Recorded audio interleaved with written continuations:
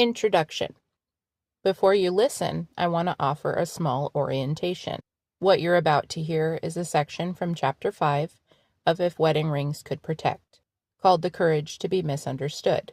This chapter isn't about winning arguments, proving innocence, or becoming more articulate under pressure. It's about something quieter, and often harder.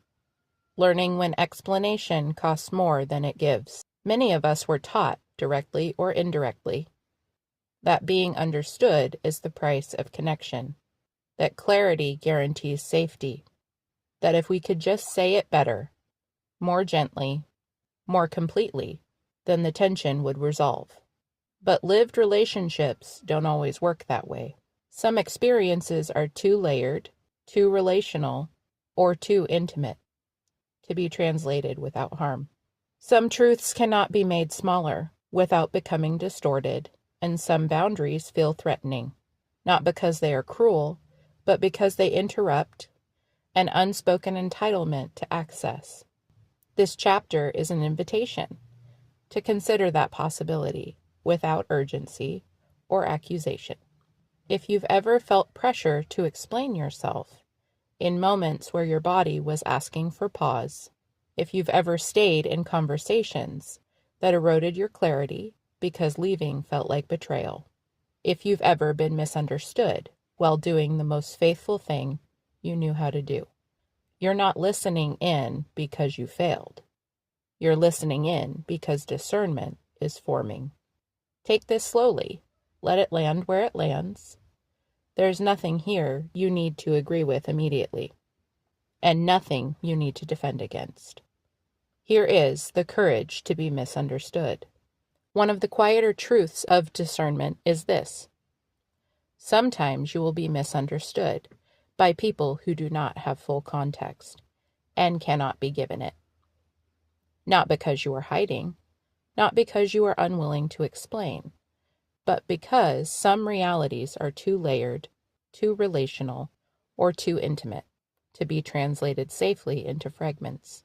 You may be mislabeled, you may be judged, you may be offered advice shaped by assumptions that do not reflect your lived reality. This can be deeply unsettling, especially for people who have learned to maintain connection by being understood, agreeable, or explainable.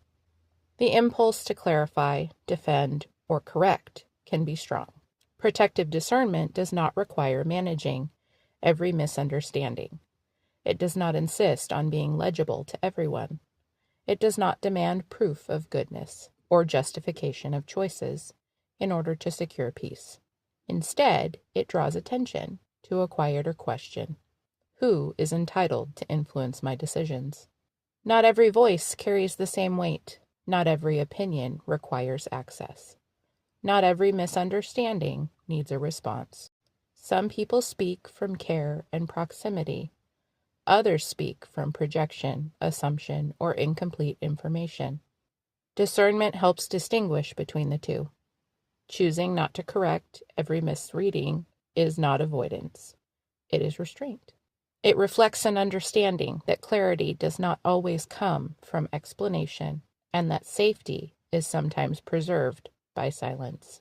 Allowing others to hold incomplete stories can be an act of care, when correcting them would require exposing what is not theirs to know. The courage to be misunderstood is the courage to remain aligned when approval is withheld. It is the willingness to let integrity matter more than reputation, and truth matter more than consensus. Protective discernment recognizes that belonging secured by self-erasure is not belonging at all, and that sometimes the most faithful posture is to stand quietly in what you know without asking the world to agree. Not every opinion requires access, but what you are responsible for still deserves care.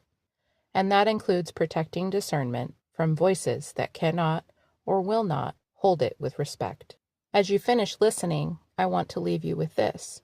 If anything in this chapter stirred recognition or resistance, there's no need to resolve that right now. Discernment doesn't rush clarity. It allows space for it.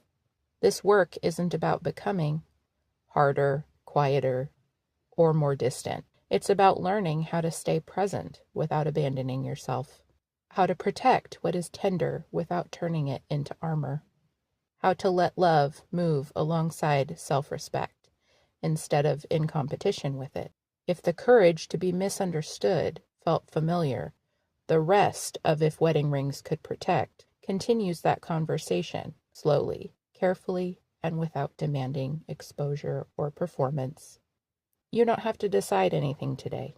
You don't have to explain what you're holding. Just notice what stayed with you after the words ended.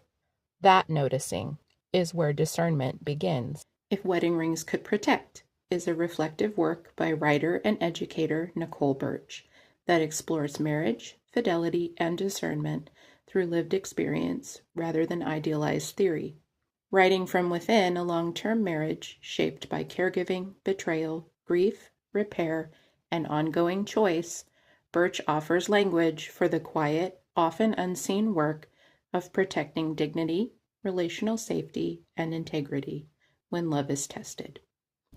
Rather than prescribing formulas for reconciliation or endurance, the book centers discernment, the ability to recognize what preserves wholeness when boundaries are necessary, and how love and self-respect are meant to move together.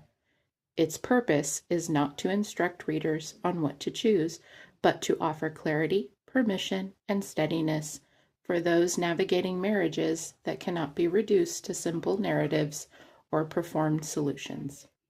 Thanks for listening. Please like, subscribe, and share for more on If Wedding Rings Could Protect.